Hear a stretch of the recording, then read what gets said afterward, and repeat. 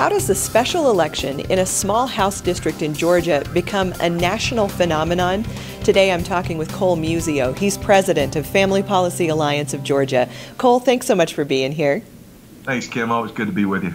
So this election is being used as a real momentum builder nationwide. Tell me about what's happening in District 6 in Georgia.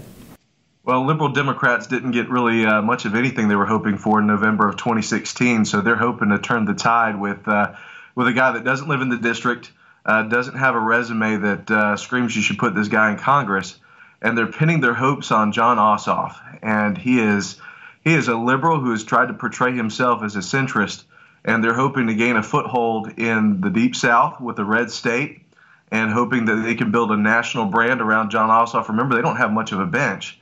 And they're hoping that they can push back on a lot of Republican and conservative momentum building from November 2016. So it's been real exciting. It is the race that has spent the most money in the history of this country in a congressional race. It's been wild. Now, Family Policy Alliance of Georgia is involved in this election. Tell me what you're doing to get Christians and conservatives out to vote. Well, we were trying to get the message out that Jon Ossoff is not who he says he is. He's running ads that portray himself as a moderate, but we're trying to spread the message that not only is Karen Handel a great lady to send to Congress, I think she'll do a great job. She's got a strong history of fighting for family values and fighting for everyday Georgians. But we've put together an ad that really highlights the fact that while Jon Ossoff says he'll work with anybody in Congress, his fidelity and what he is all about is funding the liberal agenda. You mentioned Karen Handel. She's the Republican on the ticket. Jon Ossoff is the Democrat on that side of the ticket. Contrast their beliefs when it comes to our issues.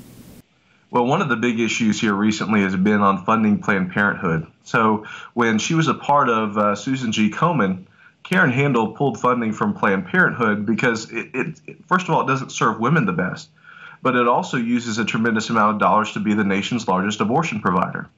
So Jon Ossoff has recently made a big issue out of funding Planned Parenthood. He's pinned a lot of his desire on keeping funding for that liberal organization. In fact, they're sending hundreds of thousands of dollars to fund Jon Ossoff in this election.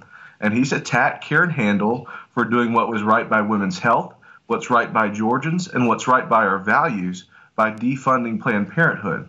You've got to remember, Planned Parenthood doesn't fund mammograms. Planned Parenthood doesn't have health centers in the 6th Congressional District.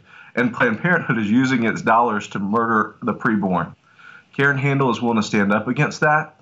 Jon Ossoff he's going to go up there and he's going to be a rubber stamp for Nancy Pelosi. And he's going to remember that Planned Parenthood gave him hundreds of thousands of dollars. And he's not with us on anything.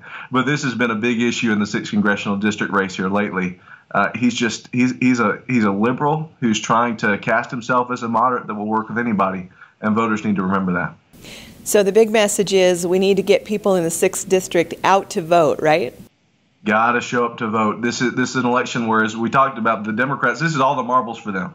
The conservatives won big in November, and we can't lose the energy. We can't lose the momentum. The liberal media will try to spin this as a repudiation of Trump policies. Now, the 6th Congressional District, they didn't overwhelmingly vote for Trump in November because there's some frustrations with him personally. But we can't let the liberal media spin this as a repudiation of conservative policies, which the 6th Congressional District still backs. We have to show up to vote. We have to have energy, and we can't let the Democrats build this narrative of momentum for their values. And remind me again, what date is the special election on?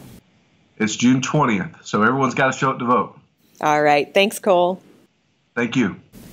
Elections like this are exactly why Family Policy Alliance exists. When you partner with us, you stand for values like human life, the family, and religious freedom.